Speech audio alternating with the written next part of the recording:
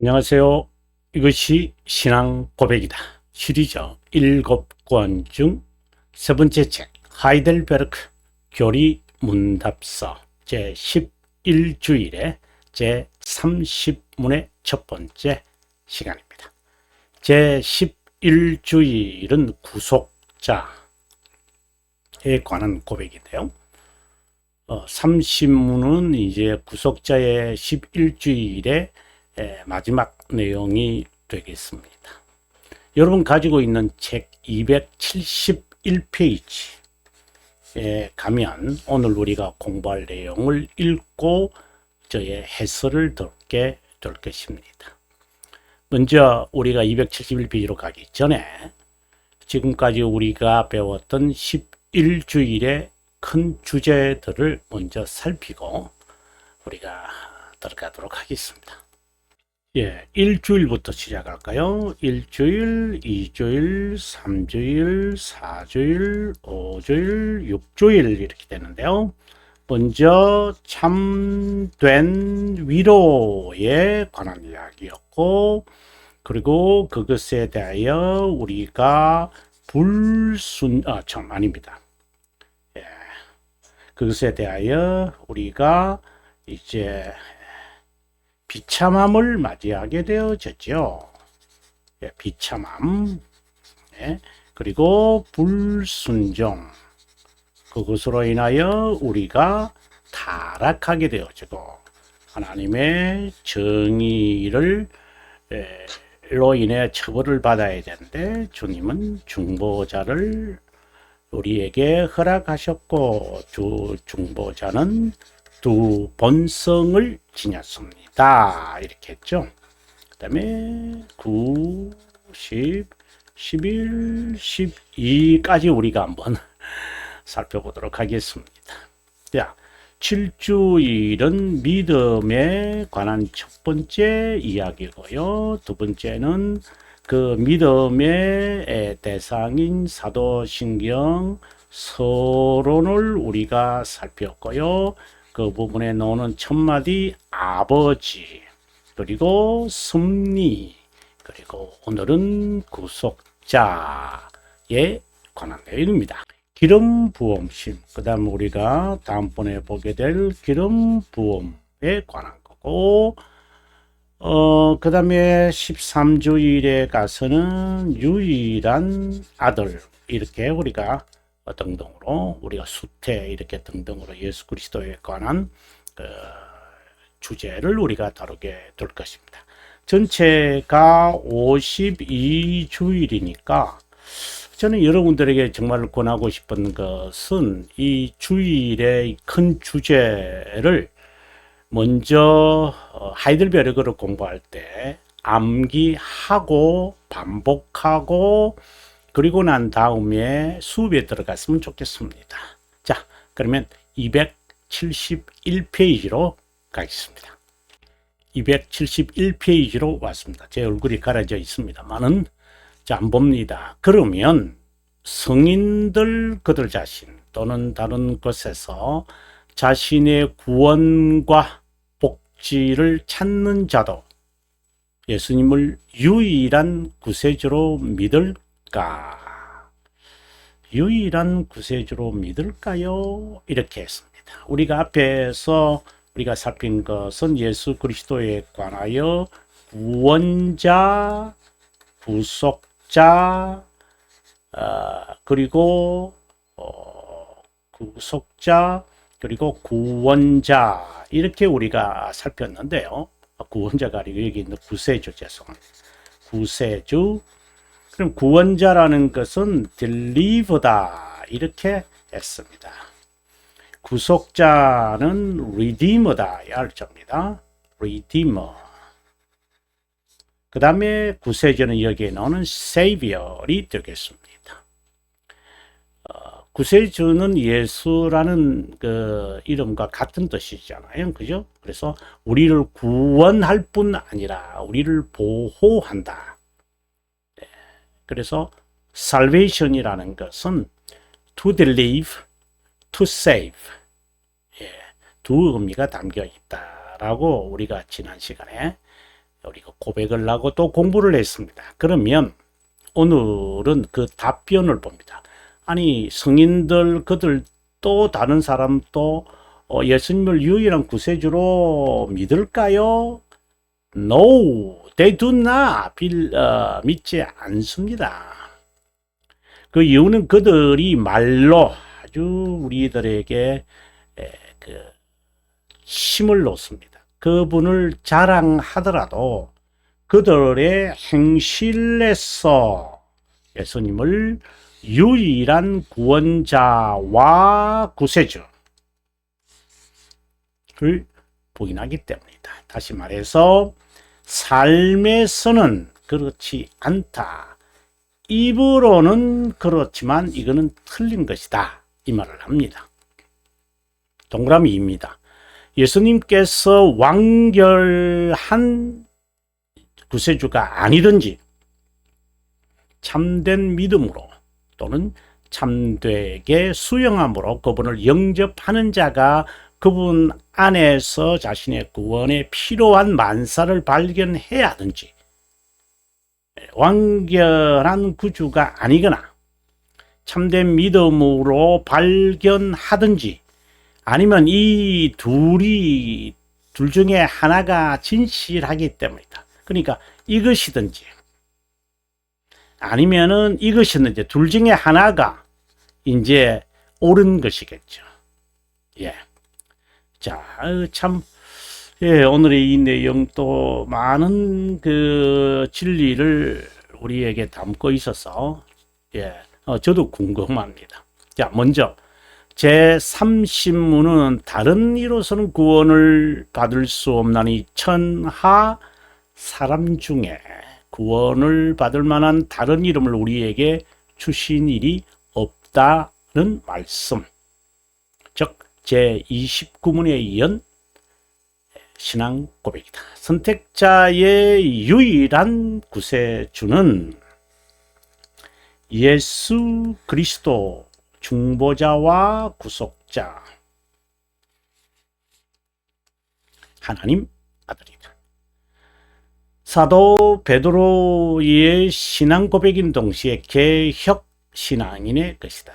그런데 로마 카톨릭은 성인의 이름으로 세례명을 짓고 공적을 힘입어 선에게 힘쓰거나 죽은 조상을 숭배하는 경우가 있는데 모두 그릇된 것에서 구원을 찾는 행위이다. 로만 카톨릭은 이제 그 공로 사상이 이제 있기 때문에 그 성인들이라고 부르는 사람들은 연옥으로 가지 않고 곧장 하나님의 나라로 가는 사람들이고 그들의 공로, 즉 공적, 메리트라는 그렇죠. 메리트. 이 공로가 남았어요. 참 이게 말도 안 되는 이야기지만 아무튼 그것이 일반 사람들에게는 쉽게 납득이 되죠. 그렇겠네. 그렇게 훌륭한 사람, 그렇게 훌륭하다고 누가 정하나요? 하나님의 평가인가요? 하나님의 나라에 들어갈 때는 하나님의 평가로 들어가야 되는 거 아니에요? 근데 인간들이 치하해가지고 그리고 그를 기려서 그렇게 만들어요. 가공해요. 여러분, 인류 역사에서 그 어떠한 사람을 위인이나 영웅으로 취급해서 자신들의 자긍심을 가지려고 하는 거 아닌가요? 예를 들어서 징기스칸이라고 하는 사람이 몽골 사람들에게는 아주 영웅이고 훌륭하고 그들의 자긍심, 자부심이 되지만 다른 나라들을 바라보십시오. 잔인하고 무지하고 폭군이잖아요. 얼마나 많은 사람들을 잔인하게 죽입니까? 근데 그런 것은 전혀 근데 그런 사람이 영웅이에요? 우리 공정하게 판단해 봅시다. 네. 어떤 부류에게는 그 살인마인 그 그 무서운 살인마인 히틀러라고 하는 그 미친 사람은 영웅입니다. 하지만 대부분의 사람들에게는 추악한 동물과 같은 인간입니다. 어떤 차이죠? 그래서 무슨 성인이라는 것을 로만 카톨릭이 자기들을 위하여서 만들어 놨고 죽으시는 분이 뭐 그걸 원한 것도 아닌데. 네, 아무튼 이렇게 제가 아주 신랄하게 비판하는 것은 그렇게 어리석은 사람들이 많다. 어리석지 말아야 한다. 이것을 강조하는 것입니다. 그래서 그 사람들의 이름을 따라서 세례명을 졌습니다. 세례명이라고도 하기도 하고 God's name이라고도 합니다. 그래서 어느 목사들 보면은 자기 이름도 바꾸고 그래. 차라리 태어날 때부터 바꾸십시오. 예, 태어날 때부터 그 God's name을 하지. 그 유아세례 안 받았어요? 아, 예, 유아세례 안 받아서 그런 수는 있겠죠. 본래 부모님이 정하실 때 그렇게 요한이다. 정말 좋은 이름이죠. 하는데 나중에 뭐 본인이 세례받으면서 이름 가지고 온다. 글쎄요. 네, 뭐 아무튼 공로 사상에 대해서는 비판하고 싶다 이 말입니다. 그들의 공적을 힘입어 선행에 힘쓰거나 죽은 조상을 숭배하는 경우가 있는데 모두 그릇된 것에서 구원을 찾는 행위이다. 다시 한번 들어읽었습니다. 로마 카톨릭을 흉내내지 않더라도 비성경적 고안물을 통해 다시 말해서 사람들을 이렇게 격려해서 선행을 하게 만들겠다. 정말 좋은 겁니다. 또는 교육을 통해서 선행을 하게 하겠다. 아주 좋은 의도입니다. 이것은 세속적으로서는 어울려요. 하지만 신앙의 면에서 영적으로는 자라나지 않습니다. 영은 다릅니다. 교육을 통해서 불가능하죠. 만약에 교육을 통해서 영적 성장을 원한다면 여러분 조심스럽게 들으셔야 됩니다. 그건 영성신학입니다. 로마 카톨릭입니다. 인간이 교육을 통해서 자라나지는 않습니다. 제 말은 영적으로 자라나지는 않습니다. 그저 도움이 될 뿐입니다. 절대적 도움은 아니, 하나의 수단에 불과하죠. 그래서 길게 가지 못합니다. 아무리 성경 박사, 성경 신학, 후배들이나 선배들, 선배들은 주로 없습니다만은 그 후배들 성경 신학자 정건하다고요? 신학 박사가 신앙이 좋다고요? 뭘 보장을 하는데? 직위와 지위와 신분이 그렇다는 거죠. 인격이 그렇다는 건가요? 제가 이 시간에 여러분들에게 하이델베르크 교리문답서의 내용을 강의하지만 제가 신앙이 더 나을까요? 하나님의 판단이지 인간이 판단을 해서 저를 부추긴다 하더라도 저는 여전히 그런 사람이잖아요. 그냥 endure, 그냥 노력하는 자에 저는 불과합니다. 근데 고안물을 가지고 사람들을 성장시킨다는 이 얄팍한 그 약장사들과 다단계 하는 사람들과 다를 바가 없죠. 반쪽짜리 구세주를 만드는 작태는 자칭 개혁신앙인 안에도 중생된 척하는 자 가운데도 장로 정치를 하는 교회 안에도 개혁신학이 뭔지 모르는 제 신학을 가르치는 자 가운데도 여전히 자리 잡고 있다. 어쩔 수 없는 상황이기에 더욱더 이 신앙 고백이 요구되리라 확신한다. 교회 역사에서 제19세기부터 지금에 이르는 동안 자유신학자 그리스도의 역사성을 부인한다. 신학과 철학을 조화하려는 제17세기 자연신론의 작태를 재현한다. 신학의 고결성과 가치는 언제나 역사성에 있다고 하면서 다비드 슈트라우스가 쓴 비판적으로 점검된 역사적 예수. 그래서 예수님의 역사성, 이 무슨 말이냐면 예수님의 역사성, historical Jesus다. 이렇게 영어로 말하면 이래 되거든요. historical Jesus. 예수님이 과연 역사에 있었나? 그러니까 실제 존재했나? 그 다음에 두 번째, 성경에 예수가 실제 존재가 맞나? 좀 가공된 게 아닌가? 자, 이런 내용들을 이제 여러 독일의 자유신학자들이 이것을 시도했어요. 그리고 그 사람을 이어서 알베르트 슈바이츠, 우리가 뭐 아프리카의 선교사로 유명합니다만은 아주 문제성이 상당히 많은 인간입니다. 역사적 예수님에 관한 질문을 통해 예수님은 역사적 인물이 아니라 마가가 착안한 가상의 인물이고, 그러니까 예수님은 조금 과대망상 쪽에 빠져 있는, 자기가 영웅이라고 착각한 그 정신질환자 가운데 한 명이죠. 마치 돈키호테와 같은 사람이다. 그렇게 보는, 본인이 정신병자 같은데 너무나 상상적이고 주관적이었다.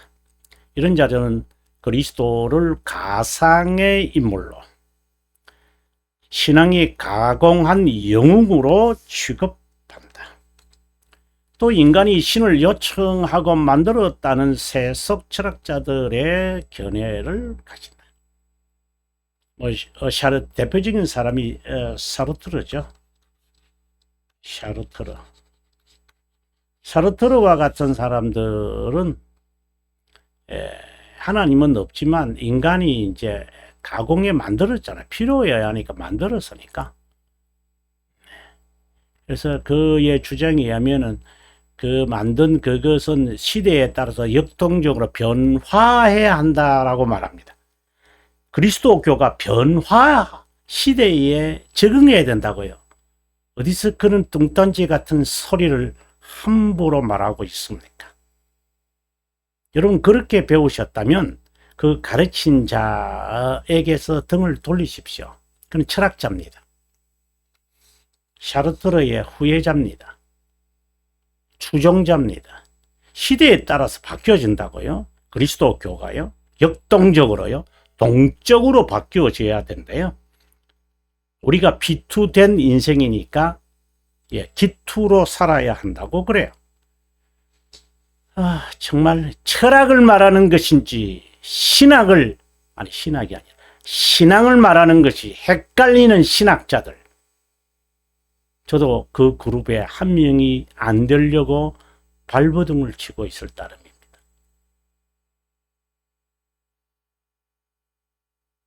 정말 조심해야 됩니다. 바리새파인지. 또 거기서 또 배워가지고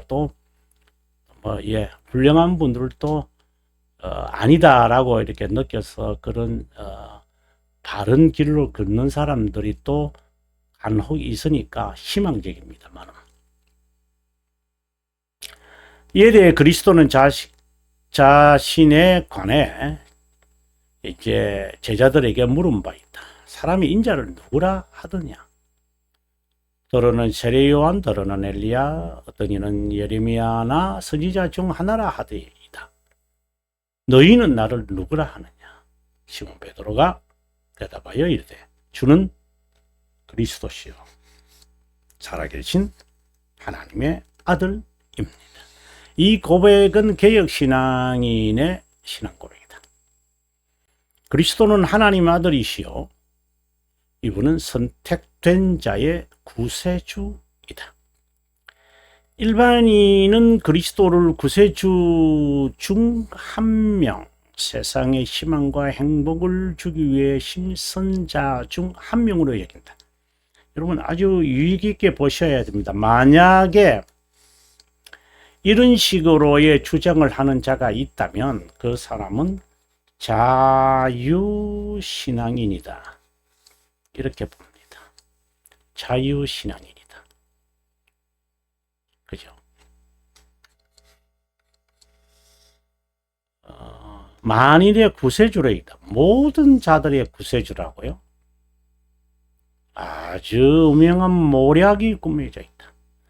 하나님은 세상을 사랑하는 동시에 일부를 위해 영원한 작정에 따라 구속사역을 수행한다. 모두가 아니다. 이거는 여러분 오해하지 마세요. 좀 헷갈리시면 안 됩니다. 이거는 하나님의 측면에서의 설명입니다. 그런데 인간의 측면에서는 우리는 몰라요, 여러분. 이게 지금 설명입니다, 이거. 이것은 우리가 체험해야 알 수 있는 겁니다. 체험해야 되는 겁니다, 여러분. 이거 두 개를 헷갈리면 안 됩니다. 하나님은 모두를 사랑하세요. 세상을 사랑하세요. 그러나 궁극적으로 하나님의 이건 우리의 고백입니다. 결국은 일부를 선택했다는 것, 이해 충돌이 아닙니다. 하나님은 자연과 양심의 신성에 대한 인식, 센스를 말하죠. 자신을 명시하셨습니다. 세상 만물과 세상 만사를 섭리하는 것에서 사랑하는 것이고 영혼에서 일부를 선택한다. 이 두 측면 충돌이지만 하나님에게는 포함 관계고 종속 관계입니다. 그분의 단일성을 인간에겐 다양하게 보인다는 말이다. 하나님의 영혼이고 인간은 시간이라는 점을 간과하기에 논리의 충돌. 하나님의 세상을 사랑하는데 일부를 선택한다? 이건 헷갈리는 거죠. 아닙니다. 하나님은 영혼에서 선택하시고 시간에서 그들을 부르십니다. 모두를 사랑하십니다. 이 두 관점을 헷갈리면 안 됩니다. 하나님은 인간에게 다양하게 보이지만 영원한 분이기에 단일한 분이다. 우리는 이것을 하나님의 사역이 비밀이거나 신비롭다고 말한다. 예, 오늘 여기까지만 하겠습니다. 여러분, 274페이지네요.